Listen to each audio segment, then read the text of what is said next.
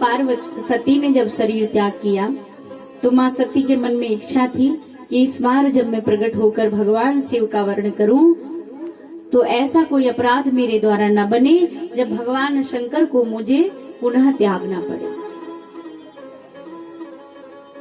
इधर राजा हिमाचल, माता मेनका, उन्होंने माँ भगवती की जब प्रार्थना की, आराधना की, तपस्या की, तो जिस प्रकार से दक्ष को वरदान दिया उस प्रकार से मेनका और पर्वतराज हिमाचल को भी वरदान दिया।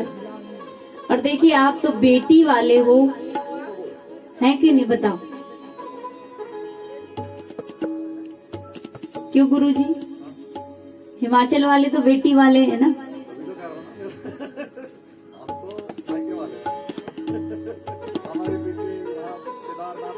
अब हम बाराती बन जाएंगे, क्योंकि उत्तराखंड तो यूपी का ही हिस्सा है ना, शिव का स्थान है। हाँ, ब्रज भी शिव का स्थान है। तो आज हिमाचल के यहाँ माँ भगवती ने जन्म लिया और बचपन से ही जब अवतार लिया तभी से इच्छा थी न जी भर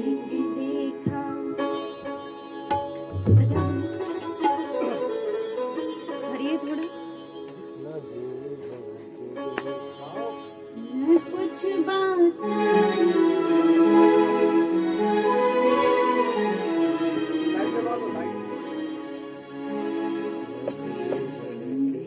न जी भर के देखा न कुछ बात की, बड़ी आरज़ू थी मुलाकात की।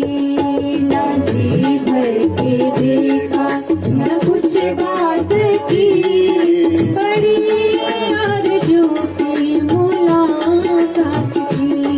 न जी भर के देखा न कुछ बात की, बड़ी आरज़ू थी मुलाकात की। जी भर के देखा न कुछ बात की, बड़ी आरज़ू थी मुलाकात की। अब माँ पार्वती सोचती है पहले जैसा तो हो ही जाए कि ग्रस्त में प्रवेश नहीं किया, उससे पहले ग्रस्त उजड़ गया। इसलिए भगवान से बचपन से आराधना करते थे, शिव भक्त हुए। न जी भर के देखा न कुछ बात की, बड़ी आरज़ू थी मुलाकात की। न जी भर के देखा न कुछ बात की, बड़ी आरज़ू थी मुलाकात की।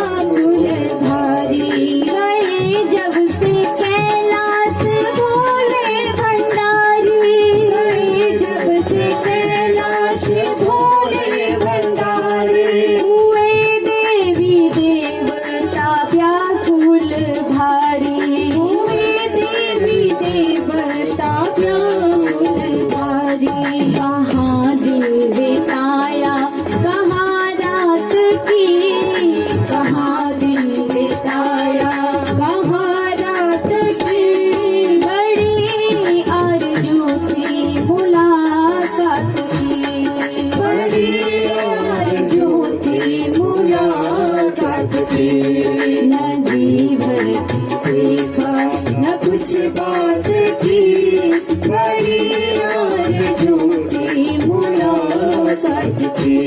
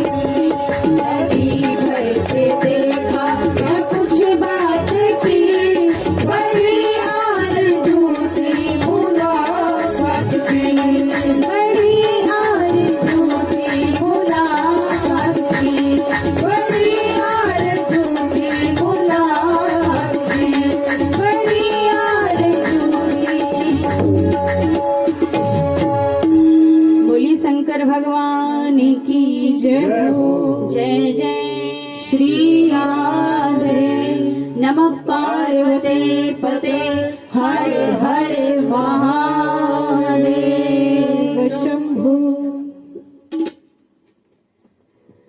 क्योंकि भगवान शंकर की प्राप्ति हेतु ही माँ शिवा ने ये रूप धारण किया है।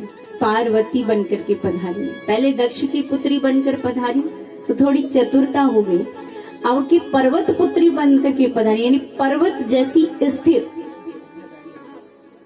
अब कोई डिगा नहीं सकता। क्योंकि जब तारक नाम का राक्षस प्रकट हुआ तो सभी की इच्छा थी कि अब भगवान शिव को विवाह करना चाहिए, क्योंकि तारक ने ब्रह्मा जी से वरदान क्या मांगा कि जो शंकर का औरस पुत्र होगा और वो देवताओं का सेनापति बनेगा, उसके द्वारा फेंके गए शस्त्र से ही मेरी मृत्यु संभव है। और ऐसा वरदान क्यों मांगा? क्योंकि उसे पता था कि शिव का पहले विवाह हो गया और फिर शिव की पत्नी भी देह त्याग करके चली गई। अब शिव जी हैं अकेले और शिव शंकर अब विवाह नहीं करेंगे, तो ना शिव का विवाह होगा, और जब विवाह ही नहीं होगा, कहते ना कि जब ना होगा नौ मन तेल न राधा नाचेगी। तो तारक बहुत चालाक था, चतुर था। अब जब देवताओं ने देखा कि स्थिति ये है कि अगर तारकासुर के प्रकोप से सीताराम बचना है, इसका संहार करना है, तो भगवान शंकर का विवाह होना भी। वैसे भगवान शंकर का एक पुत्र यहाँ और बताया है कि जब भगवान शंकर तपस्या के लिए बैठे तो उनके पसीने की बूंद गिरी, जिससे एक पुत्र प्रकट हुआ, जिसका पालन पोषण किया माता पृथ्वी ने। जब माता पृथ्वी ने उस बालक का पालन पोषण किया, उसे दुग्ध पान कराया, और भगवान शंकर को जब पता चला तो भगवान शंकर ने ये वरदान दिया कि मेरे द्वारा प्रकट, आपके द्वारा पाला हुआ ये पुत्र भौम नाम से प्रसिद्ध होगा। तो भौम भी जो ग्रहों में आते हैं भगवान शंकर के पुत्र हैं।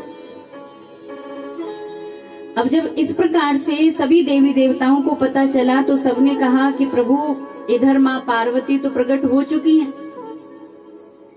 और बचपन से तपस्या में रत भी, उनकी इच्छा है कि मैं विवाह करूंगी तो शंकर के साथ। क्योंकि एक दिन नारद जी आए और नारद जी ने जैसे ही माता पार्वती का हाथ देखा तो उनकी माता को भी सूचित कर दिया कि इसके साथ जो विवाह करेगा वो कैसा वर होगा। अब साधारण भाषा में कहें तो जिसके पास न रहने को घर, न खाने को भोजन, ऐसा वैराग्यवान। तो सभी देवता प्रयास करने लगे और देवताओं ने उसी प्रयास में कामदेव जी को भगवान शंकर को उठाने के लिए भेजा था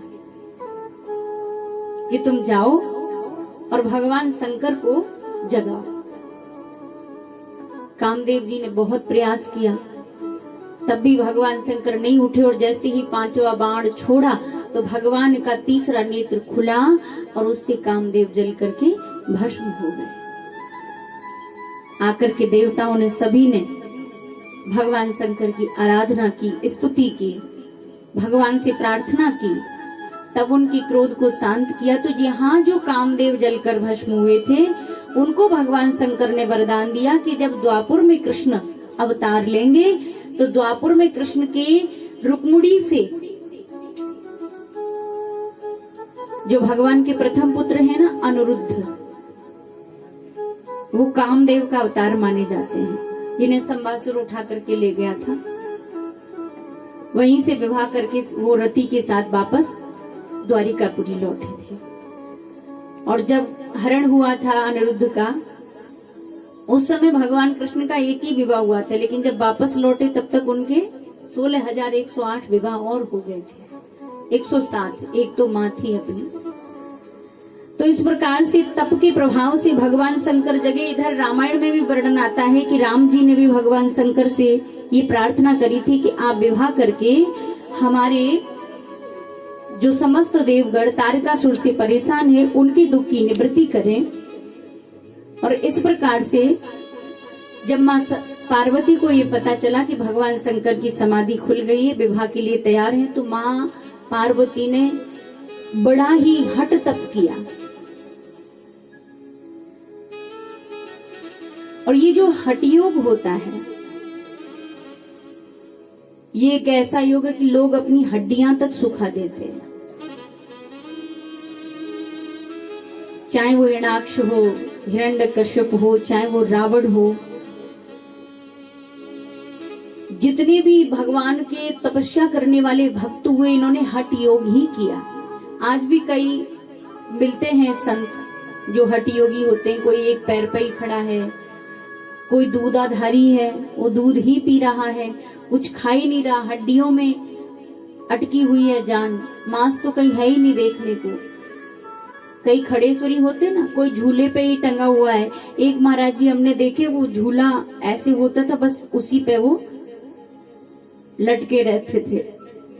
और एक महाराज जी तो हमने देखे, उनका हाथ ही बंधा है ऐसे, एक हाथ है महाराज जी, वो हमने भी देखे, वो हाथ ऐसे बंधा है उनका,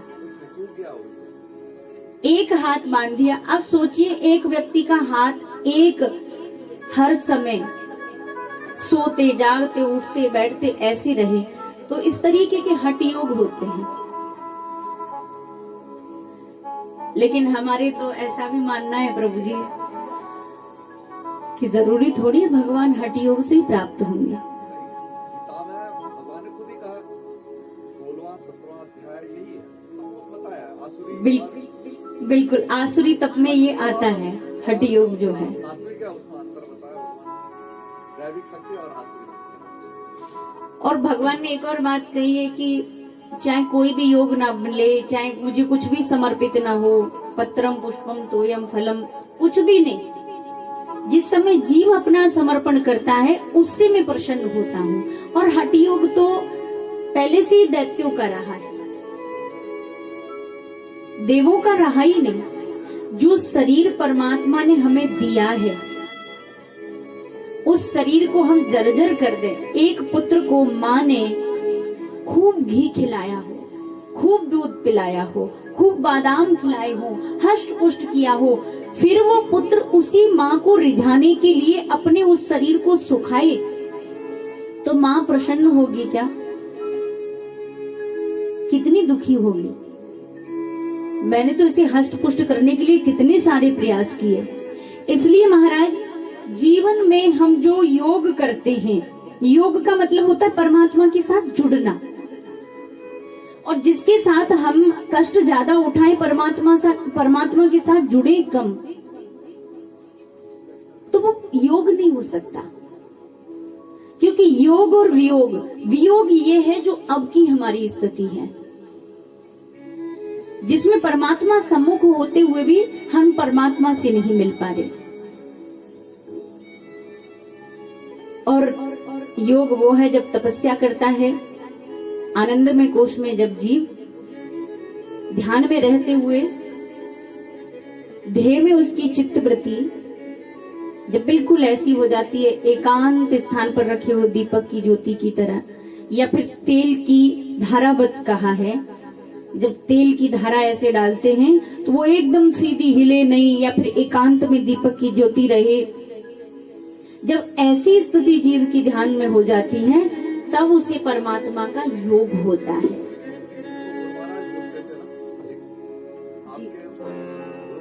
योग का मतलब जोड़। परमात्मा से जुड़े वो योग, लेकिन यहाँ आजकल लोग योग का मतलब शारीरिक एक्सरसाइज, ये तो हिलाना डुलाना है शरीर को। तो गुरु महाराज यही कहते हैं, जोड़, जिस दिन आप जुड़ जाओगे उससे, तो आपका योग। क्योंकि योग अगर गणित में हम जाते हैं तो योग का अर्थ जोड़ना होता है। अगर हिंदी में जाए हम तो योग का अर्थ जोड़ना होता है, और योग का अर्थ जब जोड़ना है तो ये शरीर को हिलाने डुलाने से पतले हो सकते हैं, शरीर स्वस्थ हो सकते, इसको आसन कह सकते हैं। लेकिन योग का अर्थ तो गुरुदेव जैसे हमने जाना है, हमारे गुरुओं ने जो भी हमें, या शास्त्रों से जो भी हमने, यही पिताजी भी मुझे शुरू से एक ही बात कहते आए, योग के विषय में पिताजी ने जब भी कहा यही कहा कि बेटा योग है परमात्मा के साथ पूर्ण रूप से जुड़ जाना। और जब तक परमात्मा के साथ हम जुड़ेंगे नहीं, तब तक वो योग हो ही नहीं सकता।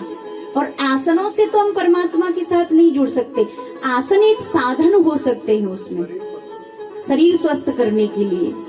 क्योंकि जब आसन हम करते हैं तो कई आसन ऐसे हैं जो मन को स्थिर करते हैं। स्थिरता जब आती है जब बुद्धि कहते हैं कि जब शीर्षासन करते हैं महाराज जी तो विवेक बढ़ता है। तो कई आसन ऐसे हैं जो कि इसमें सहायक हैं लेकिन योग नहीं है। हाँ, प्रारंभिक है। अष्टांग योग में भी पहला है। तो जो हमारा मन है जो भटक रहा है वो जब परमात्मा के साथ जुड़ जाता है तो माँ पार्वती योग कर रही है। माँ पार्वती ने तपस्या करी और तपस्या भी ऐसी करी, आहारे तक्त पर्णा भूदस्य स्मात हिमवत सुताहा। माँ गिरजा ने ये ठान ली कि मैं अपना शरीर नष्ट कर दूंगी लेकिन जब तक शिव प्राप्त नहीं होंगे तब तक आहार नहीं लूंगी, क्योंकि पर्वत पुत्री है, हठी तो होगी। और महाराज जी हमारी जो मैया है ना, हमारी मैया का गांव पहाड़ों में है तो वही यूपी में, लेकिन राजस्थान के बॉर्डर पे पहाड़ लगते हैं तो पहाड़ों में है। तो हमारी मैया भी ऐसी है कि 2:30-3 बजे की भजन करने बैठेंगी, 6-7 बजे तक नहीं उठेंगी सुबह। तो जब कभी हम कहें कि आपका स्वास्थ्य थोड़ा ठीक नहीं रहता है, कम ध्यान किया करो, क्योंकि आजकल उनका बीपी भी थोड़ा गिरने लगा है, तो वो मानती नहीं। तो पिताजी कहते हैं कि पर्वतों में रहने वाले हठी होते हैं, जो पहाड़ों में रहते हैं उनका हठी योग चलता है। बोले ये मानेंगी नहीं। तो माता पार्वती भी गिरजा ने भी ठान ली कि देहम वा पाततेयम कार्यम वा सदये नमम, कि मेरा शरीर रहे अथवा नष्ट हो जाए। परंतु नारद जी ने उनको समझाया था। नारद जी से यह बात कही, नारद जी तुम्हारे द्वारा प्राप्त मंत्र को मैंने धारण कर लिया है कि शिव ही मेरे पति होंगे, और जब तक शिव मुझे ये आश्वासन नहीं देंगे तब तक मेरा ये तप नहीं रुकेगा। उन्होंने जब तप किया निश्चय करके, वो अडिग पार्वती अनेक वर्षों तक सफलता नहीं मिली। भगवान शंकर ने द्रवित होकर जब दर्शन नहीं दिए तो हिमवान, मैना, मेरू और भी उनके जितने भी बंधु बांधव थे, जब सब जाकर के शुभचिंतक माता पार्वती को समझाने लगे ये हठ योग छोड़ दो। लेकिन माता पार्वती ने फिर वही बात कही। मैं पुनः दोहरा रही हूँ कि चाहे कुछ भी हो जाए, भले जब सबने जाके कहा कि तुमसे वो शंकर कैसे विवाह करेंगे, उन्होंने तो कामदेव को ही भस्म कर दिया। तो माता पार्वती ने कहा कि चाहे भले ही उन्होंने कामदेव को भस्म करके कैसा भी विरक्त और वैराग्य धारण किया हो, लेकिन ये पर्वत पुत्री अगर विवाह करेगी तो शंकर से। उनकी जो सहेली थी माता पार्वती की, वो आसपास उनके साथ सेवा में रहती थी। उनके पिता ने भेजी थी, जंगल में ये अकेली कहाँ रहेगी, तो वो देखती रहती थी, खूब समझाती थी, लेकिन माँ नहीं मानी। और इधर देवताओं ने भी जब इस कठोर तप को देखा तो माँ की खूब प्रशंसा की। सप्त ऋषि भी आए, उन्होंने भी आश्वासन दिया, आप चिंता न करिए, आपका विवाह तो शंकर से ही होगा और कोई टाल नहीं सकता। माँ पार्वती दिन रात आराधना करती है। चले आओ, चले आओ, तुम्हें अपनी सुनानी है। चले आओ, चले आओ, तुम्हें अपनी सुनानी है। मेरी आँख बीती है, ये मेरी ही कहानी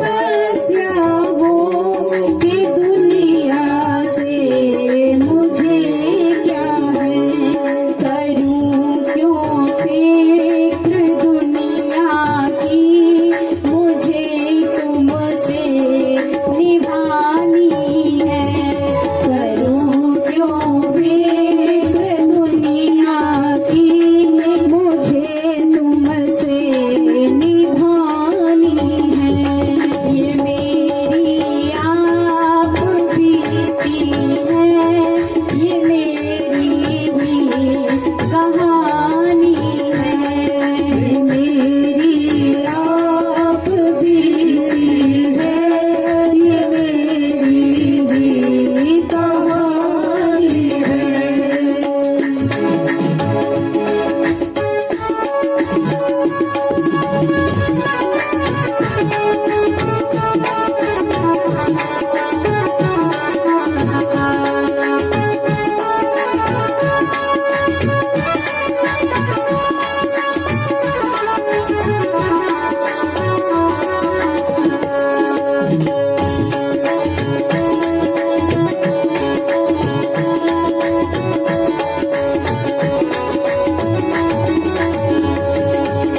और फिर देखिए, माँ शिवा का वियोग तो शिवा जानती है ना। अब माता पिता की तो पुत्री है और पुत्री को इस तरह विरह में देखकर के स्वाभाविक है कि बार बार उन्हें वापस लौटाने का प्रयास कर रहे हैं, बंधु बांधव भी कर रहे हैं, लेकिन शक्ति को शिव को ढूंढना ही है। इसलिए कह रहे हैं कि प्रभु, ये जो सारे प्रेमी जन आ रहे हैं ना, ये सब नहीं जानते कि परमात्मा से मिलने की जिज्ञासा क्या होती है। इसलिए मेरे मन की बात सिर्फ मैं जानती हूँ और मैं यहाँ से तब तक नहीं जाऊंगी जब तक मुझे आश्वासन नहीं मिलेगा कि आप मुझे दर्शन देंगे। शरण में ले भी लो मुझको कि चरणों में ही रहने दो, शरण में ले भी लो मुझको कि चरणों में ही रहने दो, शरण में ले भी लो मुझको कि चरणों में ही रहने दो, शरण में ले भी लो मुझको कि चरणों में ही रहने दो, लगन तुमसे लगाई है, तुम्हें बिगड़ी बनानी है, लगन तुमसे लगाई है, तुम्हें बिगड़ी बनानी है, ये मेरी आप बीती है, ये मेरी भी कहानी है, ये मेरी आप बीती है, ये मेरी भी कहानी है, चले आओ तुम्हें अपनी सुनानी है, चले आओ तुम्हें अपनी सुनानी है, ये मेरी आप बीती है, ये मेरी कहानी है, ये मेरी आप बीती है, ये मेरी कहानी है, ये मेरी कहानी है, ये मेरी कहानी है, ये मेरी कहानी है। बोलिए शंकर भगवान की जय हो। नमः पार्वती पते हर हर महादेव शंभु। अब माता पार्वती इतने हट में थी क्योंकि जब सप्तऋषि आए थे ना समझाने का, उन्होंने भी प्रयास किया था और वो पहले आए ही समझाने थे कि ये हट छोड़ दें, वापस लौट जाएं।